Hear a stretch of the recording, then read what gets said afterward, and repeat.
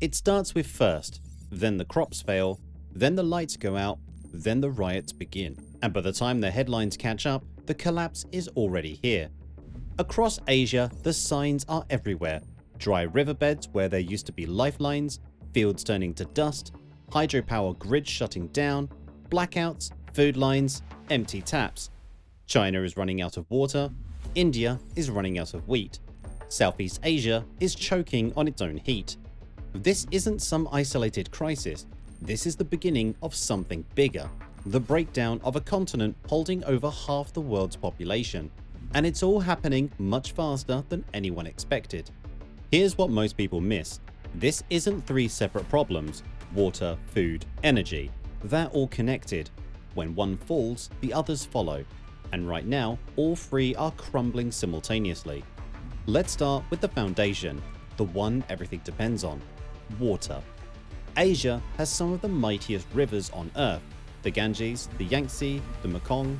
These rivers built civilizations. They sustained billions, but they're dying. In 1997, China's Yellow River, the cradle of Chinese civilization, ran completely dry. For 226 days, its mouth never reached the sea. That wasn't a drought, that was a warning that demand had finally exceeded supply.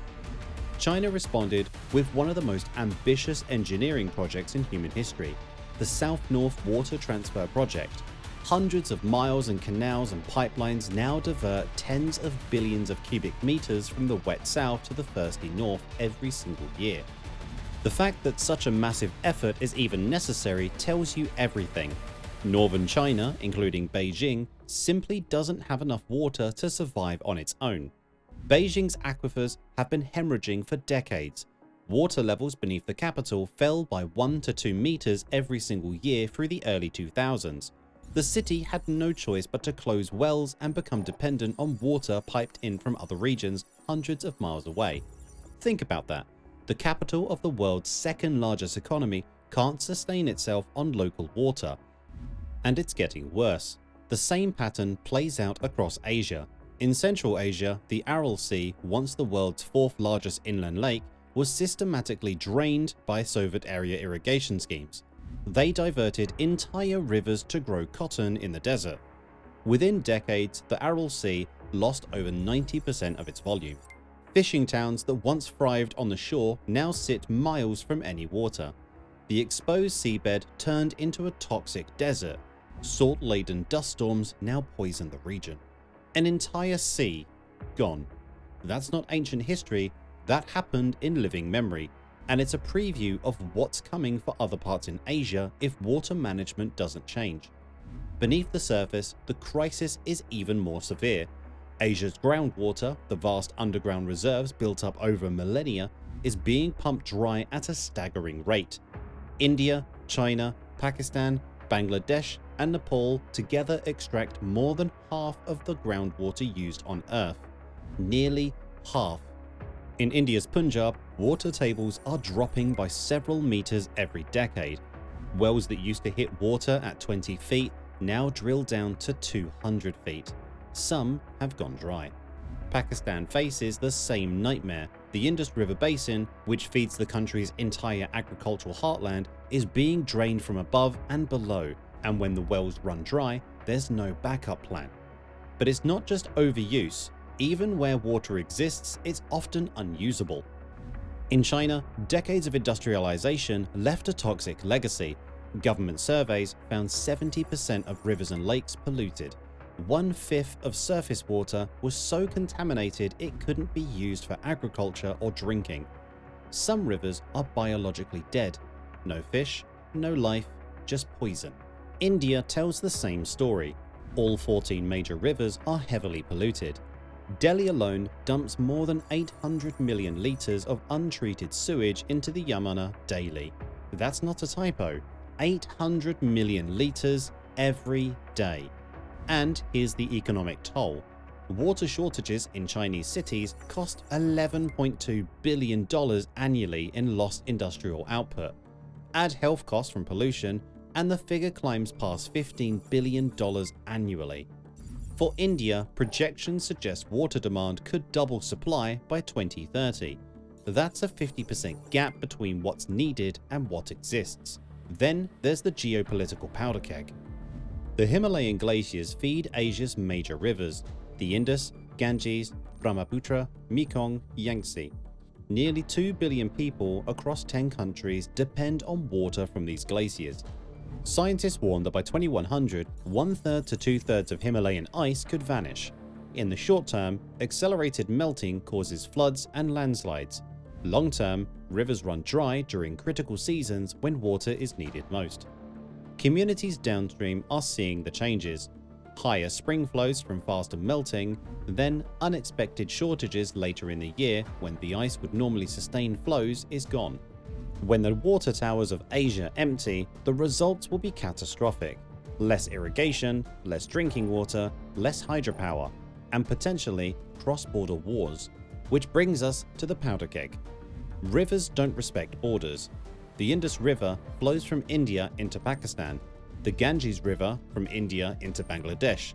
The Brahmaputra starts in China, flows through India, and ends in Bangladesh. The Mekong winds from China through 5 Southeast Asian nations. When water was abundant, treaties held, but now, with scarcity biting, those agreements are fraying. India and Pakistan, already hostile neighbors, share the Indus River under a decades-old treaty, but as India's own water needs grow, there's talks of renegotiating. For Pakistan, which depends on the Indus River for survival, that's an existential threat. Downstream on the Ganges, Bangladesh watches nervously as India builds dams and diverts water upstream. In the 1990s, reduced flow nearly sparked a diplomatic crisis. On the Mekong, China's massive upstream dams have coincided with severe downstream droughts. Thailand, Vietnam, Cambodia, they're all asking the same question: is Beijing manipulating the river? China says no. The data says otherwise. Water wars haven't broken out yet, but the pressure is building. When nations see vital resources slipping away, desperation takes over. And desperate nations don't always choose diplomacy. One more thing about water you need to understand is it's not just about drinking. It's about survival across every dimension of society. Hospitals need water, factories need water, power plants need water, and most critically, farms need water. Which brings us to the next domino. Because when the water runs out, crops fail. And when the crops fail, societies break. Asia's agricultural miracle, the Green Revolution, turned the continent into a global breadbasket. High-yield crops expanded irrigation, chemical fertilizers, it all worked. Yields tripled, famines were averted, hundreds of millions climbed out of poverty. But there was a catch. The Green Revolution was built on water. Massive amounts of water. Today, about 35% of Asia's cultivated land is irrigated. That land produces over 60% of the continent's food. Do the math. The majority of Asia's calories depend on artificial irrigation. If the irrigation stops, more than half the food supply collapses. And here's the terrifying part. About half of the water withdrawn for irrigation in Asia never even reaches the crops. It's lost to leaky canals, evaporation, and runoff. Billions of gallons wasted. In some older systems, the waste is staggering, but farmers have no choice. They keep pumping, keep irrigating, because without water, nothing grows, and the irrigation is stopping. In Pakistan, over 90% of agriculture relies on the Indus River. When drought hits or upstream flows shrink, harvest plummets. In 2022, catastrophic floods destroyed at least 4 million acres of cropland. The country went from exporter to crisis overnight. India faces the same precarious balance. It must feed 1.4 billion people with limited water. The government subsidizes electricity for farmers, making it cheap to pump groundwater, so they pump and pump and pump. India extracts about 1/4 of all groundwater used in the entire world. One country, 1/4 of the global total. In some areas, water tables have dropped by 4 meters or more. Wells that once hit water at shallow depths now require drilling 200 feet down. The deepest wells are starting to fail too, until the wells run dry. Then climate change enters. In 2022, a record-breaking heatwave in March shriveled India's wheat crop just before harvest. The government immediately banned wheat exports to secure domestic supplies. India, one of the world's largest grain exporters, had to clamp down to avoid running out of food. A year later, erratic monsoons hit rice production. India restricted rice exports too. Global markets panicked. This isn't theoretical anymore. This is happening right now. China faces its own nightmare. It has 20% of the world's population, but only 6% of global freshwater. Northern China is water-starved. Southern China gets more rain but less farmland. The 2022 Yangtze drought devastated agriculture in central regions while the south drowned in floods. Extreme weather is destroying the predictability that agriculture depends on, and without predictability, yields collapse. Smaller nations have even less margin for error. Bangladesh depends on monsoons and rivers for rice. Too little rain brings drought. Too much brings catastrophic floods. There's no middle ground. Vietnam's Mekong Delta, one of Asia's great rice bowls, is suffering from upstream dams and rising seas allowing salt water to seep inland. Farmland that fed millions is turning into brackish swamps. And here's what keeps agricultural experts awake. By 2050, the world needs to produce 56% more food calories than in 2010 to feed a projected 10 billion people. A massive share of that demand will be in Asia. But Asia's water is running out. The math doesn't work. Already, 60% of the world's irrigated agriculture is under high water stress. Much of that is in China, India, and other Asian breadbaskets. More food demand, less water. The gap widens every year. Some wealthy nations have given up trying. Saudi Arabia stopped growing wheat in 2016 after decades of draining fossil aquifers. Now they import virtually all their grain, effectively outsourcing their water consumption to other countries. But nations like India and Bangladesh can't do that. They're too poor, too populous. They have to grow their own food even as the water disappears. It gets worse. Mismanaged irrigation has poisoned the land itself. In parts of Pakistan, India, and Central Asia, poor drainage caused salts to accumulate in the soil. Over time, once fertile fields become barren wasteland. The land itself dies. You can't just add more water and fix it. The damage is permanent. Experts warn that by 2030 and 2040s, without major changes in how water is used, food production growth will stall as populations and demand peak. Translation: mass hunger in the hardest hit areas. The UN reported that in 2023, acute food insecurity in Asia jumped to almost 470 million. Nearly 500 million Asians facing severe hunger. And that was before the worst climate shocks. Here's what happens next. When the harvests fail repeatedly, farmers can't survive. Young people abandon dying villages. They flood into already overcrowded cities looking for work that doesn't exist. Megacities will swell beyond capacity. Slums expand, tensions rise. This isn't hypothetical.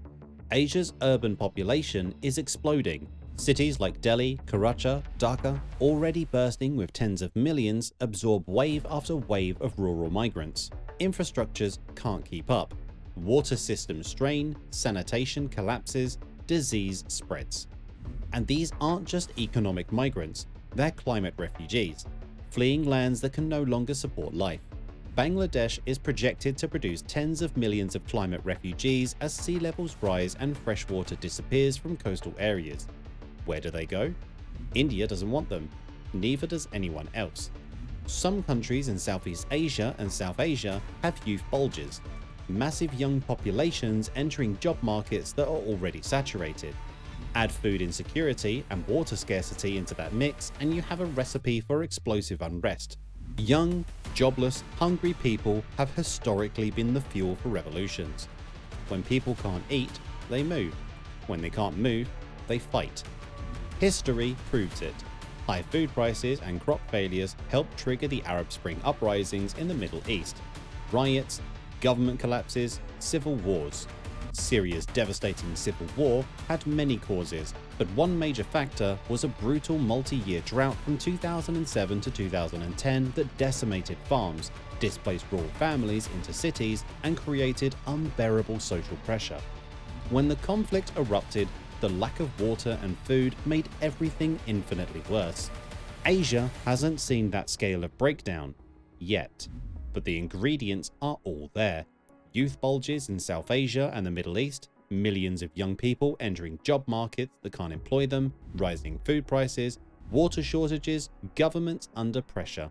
And here's what makes it even more dangerous: inequality. Within every Asian country, the rich can insulate themselves from scarcity. They drill deeper wells, buy bottled water, import food, run diesel generators when the grid fails. But the poor can't. Rural farmers with small plots, urban slum dwellers, nomadic communities, they're the ones who will starve first, go thirsty first, sit in darkness first. When survival becomes a privilege only the wealthy can afford, resentment boils over. And when one ethnic or religious group controls resources while another goes without, existing tensions explode into violence. One more shock, one more major harvest failure, one more catastrophic drought, and the powder keg ignites. And here's the cruelest twist: even if you secure water and food, there's still one pillar left: energy. Asia runs on energy. Factories, cities, transportation, modern life requires constant, reliable power, and Asia's energy consumption has exploded. By 2025, Asia is projected to consume half of all electricity generated on Earth. Half. China and India alone drive massive shares of global energy demand growth. Their industrial booms, rising middle classes, sprawling megacities, all of it runs on electricity. When the power goes out, everything stops. But the grid is dangerously fragile. In 2023, Pakistan experienced a nationwide blackout that left 220 million people without power for a day. The entire country went dark. Central Asia saw a similar cascade in early 2022. A grid malfunction plunged Kazakhstan, Kyrgyzstan, and Uzbekistan into darkness for hours. Millions affected, hospitals scrambling, industries halted. These aren't anomalies, they're warnings. Here's the connection most people miss. Energy and water are inseparable. Thermal power plants, coal, gas, nuclear, need enormous amounts of water for cooling. If the water's not there, the plants shut down. Between 2017 and 2021, India saw multiple power plants forced offline due to a lack of fresh water for cooling. The result? A loss of 8.2 terawatt hours of electricity, enough to power 1.5 million homes for 5 years. Hydropower is even more vulnerable. Drought means less river flow, means less electricity. It's that simple. In 2022, China's Sichuan province, which gets 80% of its power from hydropower, saw river levels plunge during the worst heatwave in 60 years. Hydropower output dropped by half. Factories shut down, cities rationed electricity, residents sweltered in the dark. And it's happening more frequently. Meanwhile, extreme heat itself damages the grid. High temperature reduces the efficiency of power plants and transmission lines right when demand spikes for air conditioning. It's a vicious cycle. The hotter it gets, the more power people need, but the hotter it gets, the less the power grid can produce. And as temperatures continue rising globally, the problem only gets worse. Some power plants have to shut down entirely when ambient temperatures exceed their operational limits. Studies project that by 2050, heat waves alone could cause over $8 billion in annual losses for Asia's power sector. Over half of all weather-related power losses will come from extreme heat. And that's just from high temperatures, not counting droughts, floods, or storms that knock out transmission lines and substations. Here's the nightmare scenario. Imagine a prolonged drought hits South Asia. Rivers run low, groundwater fails, crops wither. Then, because there's no water for cooling, thermal power plants shut down. Hydropower dams sit useless behind empty reservoirs. The grid collapses. Suddenly, you can't pump water to cities, people line up for hours at the few working public taps. In the summer heat, without air conditioning, the elderly start dying. Hospitals struggle to keep critical patients alive on backup generators that only have fuel for days. You can't power irrigation systems. The few crops that survive the drought now wither because farmers can't pump water from wells. You can't process food or run cold storage. Fresh food spoils, meat rots, supply chains disintegrate. Urban areas descend into chaos. Communications fail as cell towers lose power. Traffic lights go dark, looting begins. This isn't science fiction. Elements of this have already played out in smaller scales. Pakistan and Bangladesh already experience frequent blackouts during peak summer months. Lebanon has been trapped in a prolonged power crisis where electricity is available only a few hours a day. The infrastructure is barely holding on. One major shock, one severe enough drought, or one grid failure at the wrong time, and the entire system could collapse. And when energy fails, everything else fails with it. So, let's take a step back and look at the full picture. 3 pillars: water, food, energy. All 3 are interconnected. All 3 are under immense strain. And all 3 are failing simultaneously. This is what systemic collapse looks like. Not dramatic, not sudden, just a slow grinding breakdown where each failure makes the next more likely. Drought cuts water. No water means no crops and no power. No power means no water pumps and no food processing. No food means riots and migration. Migration overwhelms cities. Cities demand more resources. Resources get scarcer. The cycle accelerates. The feedback loops are already in motion. Here's the geopolitical reality. When resources run out, cooperation becomes harder. Nations turn inwards, borders harden, tensions escalate. India and Pakistan already have nuclear weapons and a history of conflict. They fought multiple wars. They nearly went nuclear in the early 2000s. Now add water scarcity. Each country suspects the other of withholding river water. India has hinted at reconsidering the Indus Waters Treaty, an agreement that has survived even wars between the two nations. For Pakistan, which depends on Indus flow for survival, any Indian action to reduce water downstream is viewed as an act of war. One severe drought, one proactive dam, one miscalculation, that's all it takes. On the Mekong, downstream nations accuse China of controlling flows through its upstream dams. When droughts hit, finger points at Beijing. China denies manipulating the river, but trust has eroded. Vietnam, Thailand, Cambodia, they're all watching nervously as China builds more dams and their own rivers run lower. Even between India and Bangladesh, generally friendly nations, tensions simmer over the Ganges. In the 1990s, India's upstream barrage reduced flow so severely that Bangladesh nearly broke off diplomatic relations. A water-sharing treaty was signed, but Bangladesh still worries about future Indian withdrawals. Resource-stressed populations, historic grievances, and shrinking water supplies. Between countries, within countries, the fractures are spreading. Rich regions hoard resources while poor ones suffer. Ethnic and religious tensions worsen when one group controls water or food.